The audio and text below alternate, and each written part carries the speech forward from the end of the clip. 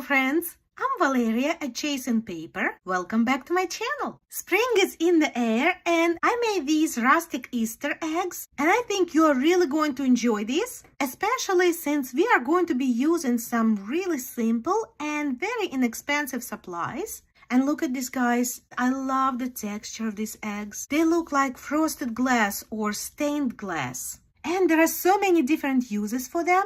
You can use them as tags for the Easter baskets. You can stick them into your planters. You can attach one or two to a jar and make a beautiful spring vignette. Or you can make a bunch of different ones and just put them in a vase, and that's going to look gorgeous. That's an instant made spring decoration right there. The possibilities are endless and I can't wait to get started. So would you please give my video a thumbs up?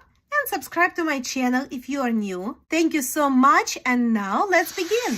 First thing we need to get started is floral wire. This is paper wrapped wire. I found it at Michael's. It is very affordable. I paid $4 and change for 45 feet. This is a lot of wire and it's going to be plenty to make all your projects. Although I've been so addicted to making these little eggs that I might need more. I like making my eggs in different sizes, so for a larger egg, we're going to need more wire. I'm going to begin by clipping about 20 to 25 inches of this wire. By the way, it's thin enough, so you don't need any special wire cutters. You can just use your scissors. Just don't use your favorite ones. I'm going to make a little loop. Don't even worry about the shape right now.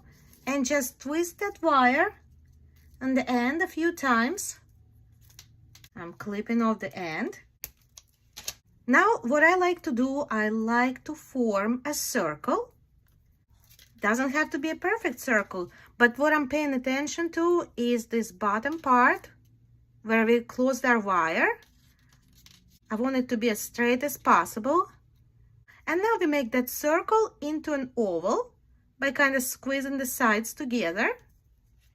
And I'm going to form an egg top like this by just making the top of this oval a little skinnier than the bottom. There, making the bottom fatter and the top skinnier. That's it. Doesn't get much easier than that. Now we have this egg with a really long tail. I know that I'm going to use this egg as a floral peak, so I'm leaving this tail pretty long for now.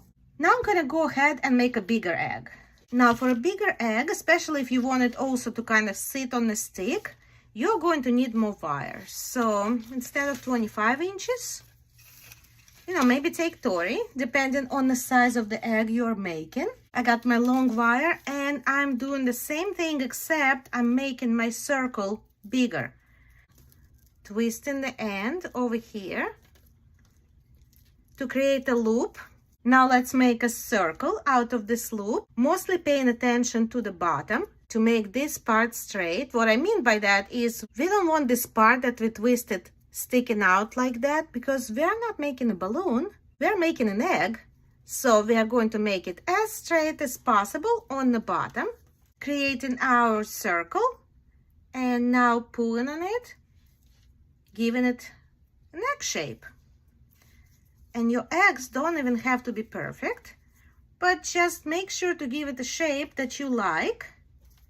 They are going to look beautiful and rustic no matter what. Just pay attention to that bottom. Another egg is ready. And I'm going to make just a couple more eggs. I'm also going to make a couple of eggs without a long stick. This would look great attached as tags to my floral arrangements.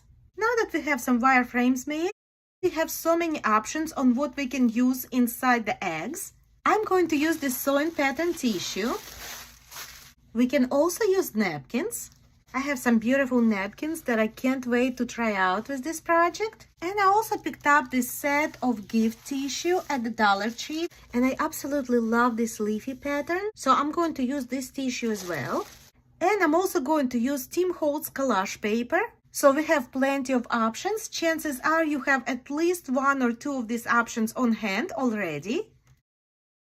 So first of all, we want to prepare our materials and cut them into smaller pieces, because all we need is a piece of tissue to pretty much cover the egg. And I do like to find pieces of tissue paper with writing on it,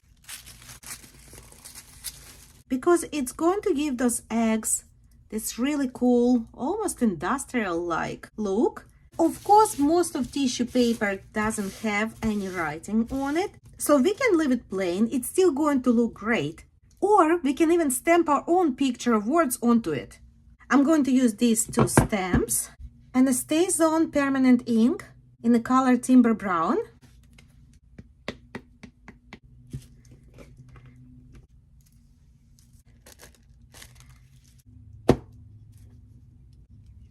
Now let's prepare our napkins. We have to separate the top ply of each napkin, because that's the layer we are going to work with.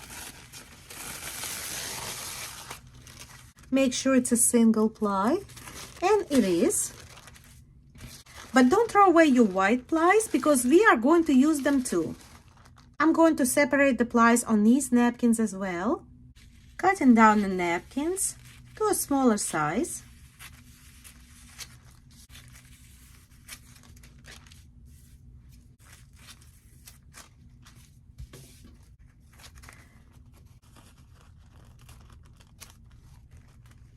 These pieces have to be just a little bit larger than our eggs. Now for the gift tissue, I'm also going to cut it into smaller pieces. And now let's take a piece of this collage paper.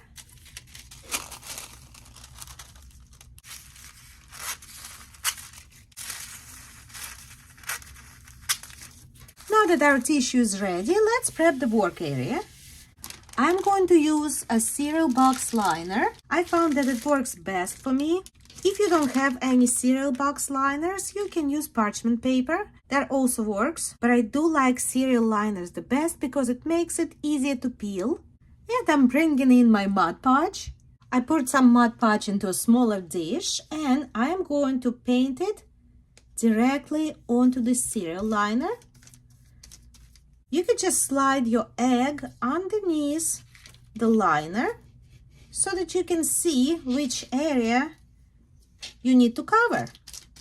You need to cover the space that's just a little bit bigger than your egg. There. Pop down a piece of your tissue. Try to get all the bubbles out, but don't worry about the wrinkles because those will look good at the end. Now I'm putting the second layer of Mod Podge over the tissue.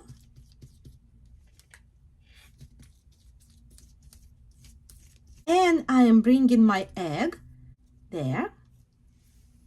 Whenever I work with Mod Podge, I also have a sandwich bag at the ready.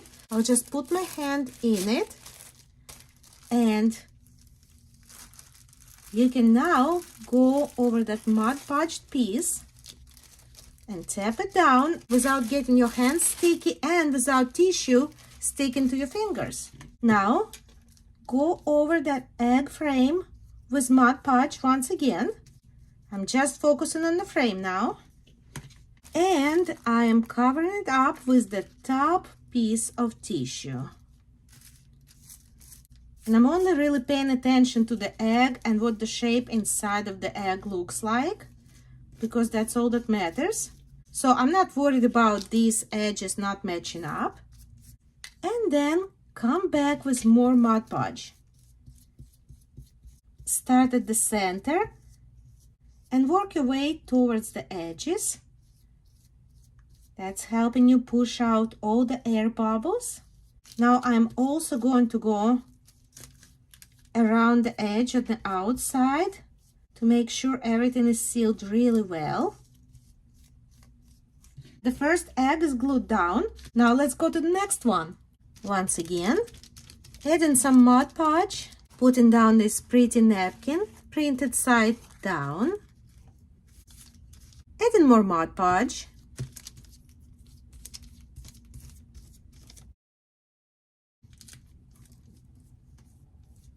And I'm bringing in another piece of napkin, now with the printed side pointing up. And adding another layer of Mod Podge on top.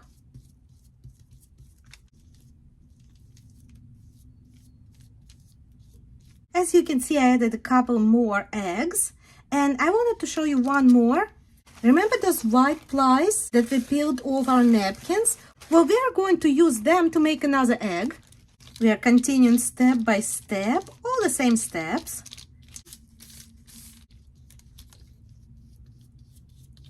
And that is all. And now for the hardest part of this project. We have to walk away and let this dry. I'm back and our eggs are completely dry, and here comes my favorite part. We are going to peel them off. Be sure to always peel the plastic away from the egg, not the other way around. There. Oh, look at this beauty. Look how beautiful that is. Let's peel off the rest.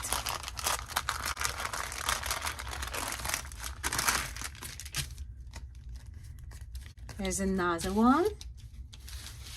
And here's the one with the plain white napkin.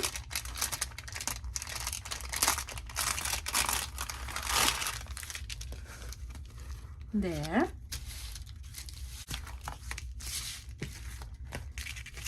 And now we need to cut out our eggs. And I'm getting as close to the wire as I can. But don't worry about it being perfect, because we can take care of all the imperfections later on.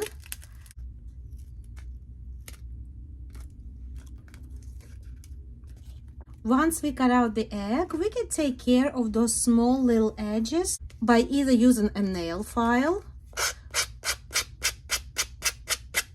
or a sanding block, or you can use tiny little scissors and come back and finish it off. I'm getting really close to the wire, but try not to cut into the wire if you can. We don't want to expose the wire by cutting away all that paper wrapping. Now to do the rest of these. Just finished cutting them all out, and look at this, guys. Aren't these beautiful? I love this little bunny. It turned out so sweet. I didn't want the images on the other side to interfere with the images on the front, so I used the plain layer of white tissue in the back. Now let's take care of those short stems. I'm simply going to chop them off as close to the egg as I can. Now beware of small flying parts, so it's always a good idea to protect your eyes, or you can hold on to the short stem. As you are cutting this way, it's not going to fly anywhere. And that looks really good. We cut off all the short stems. So now we have all these stemless eggs. And what can we do with the long ones? What I like to do is double the stem, especially if the length allows you to do that. It's not as important on these smaller eggs because they're so light, the stem is going to support them with no problem. But the larger eggs, like this one, this may have trouble standing up because this wire is not thick enough. So I'm going to fold the wire back up. I'm going to secure it right here near the top. And I'm just going to turn it a few times. This is really easy. There. And pinch it at the end of the loop. And now the stem has a lot more integrity. I'm going to do this with the rest of the stems. Again, folding it up, bringing that end all the way to the top, and then twisting it just a few times. It doesn't have to be twisted super tightly. Just a few times is more than enough. There. Another thing we can do with the stems is giving them a little curl. I'm using the end of my thinner paintbrush. I'm just twirling this stem tightly around the brush, just about 4 or 5 times, sliding it out, straighten that out, and this is a fun little element, and it's gonna look so good when we put it in the vase or a planter. Now another thing you may want to do is outlining the frame, getting my StazOn ink once again.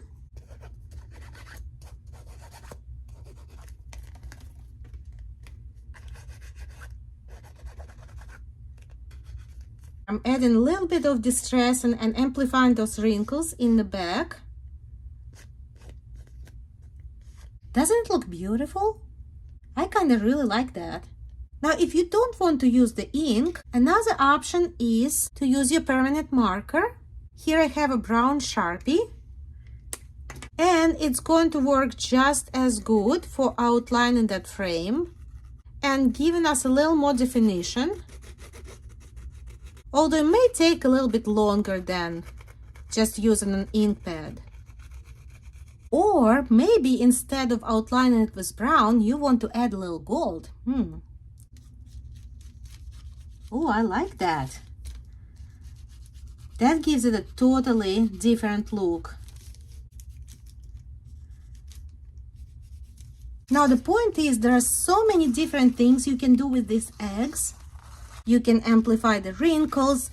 You can even add some glitter in between the layers of your napkins, or you can add some threads, and that's almost going to look like handmade paper.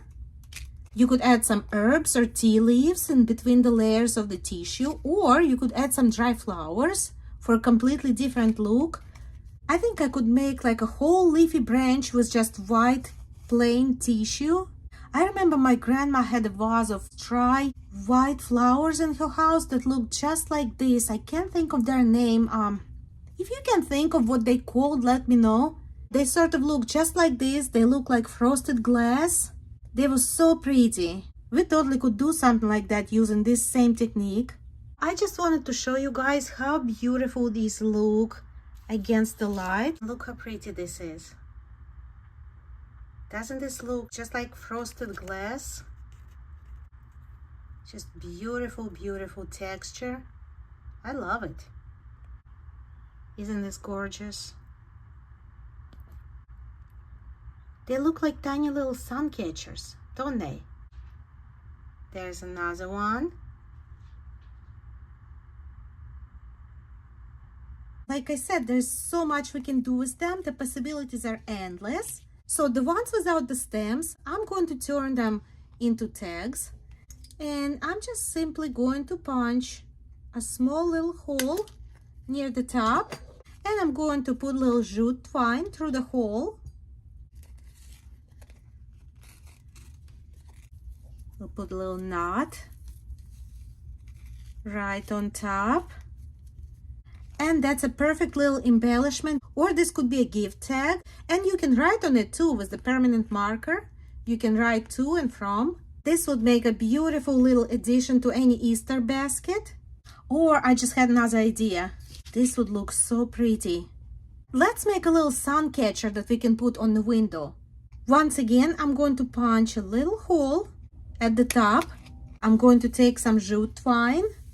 I would say this is about 35 inches long. Here it is. I'm putting it through. And I'm going to tie a knot after placing it about in the middle of the string.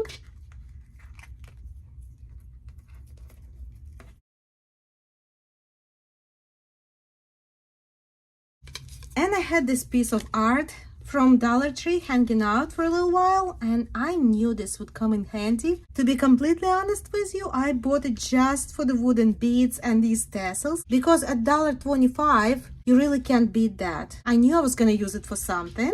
I'm deconstructing this sign. That's not my style. There. I'm going to put 3 of these beads on the string at the top of our egg.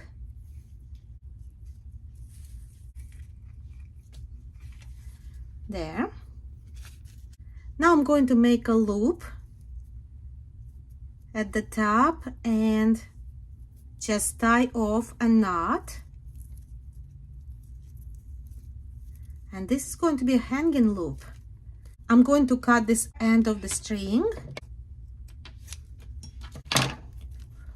And I'm going to try to hide it inside of those beads.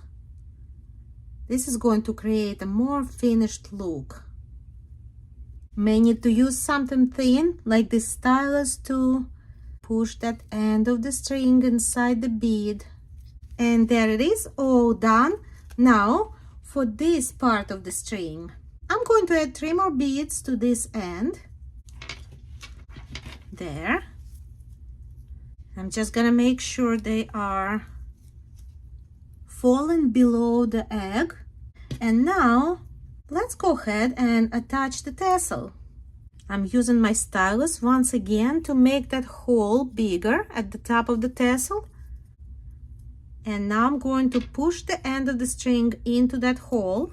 The stylus should help once again. Did I get it? I got it. It worked. So now I'm going to bring it all the way to my wooden beads, and I'm going to tie a knot.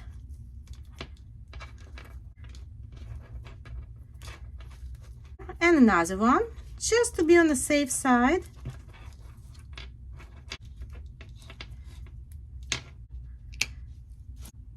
Just gotta put it through the beads.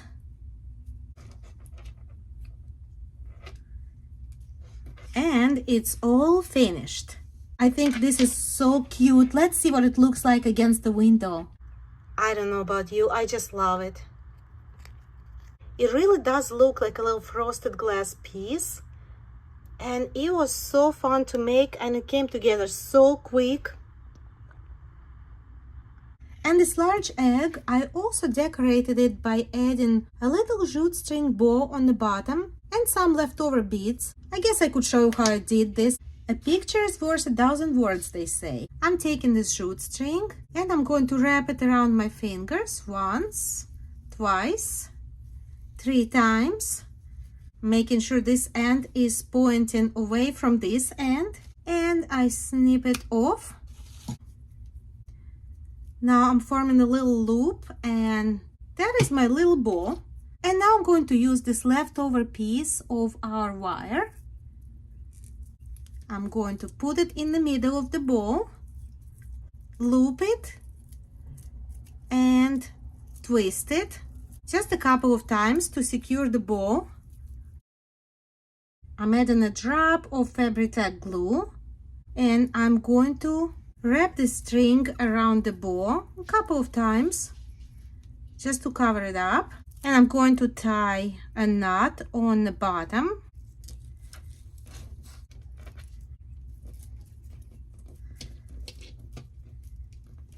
Now I'm going to pull all these ends down so they kind of stay together.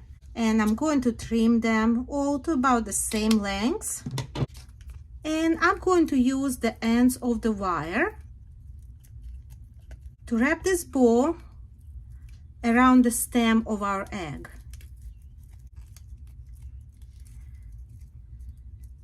I am going to add a couple of beads just to finish it off. 1 and 2. And I can add a little bit of glue inside of that last bead. And there we go, another pretty piece is ready. And there we have it, my friends. We made some beautiful rustic eggs out of simple supplies. And the best part is we could use this technique not just for Easter eggs. We could use this to make pumpkins in the fall and maybe poinsettias at Christmas time. So please let me know in the comments if you think you're going to try this. And let me know which one of these materials and which one of these eggs is your favorite. Please don't forget to like and subscribe. Thank you so much for spending time with me today, and I can't wait to see you next time.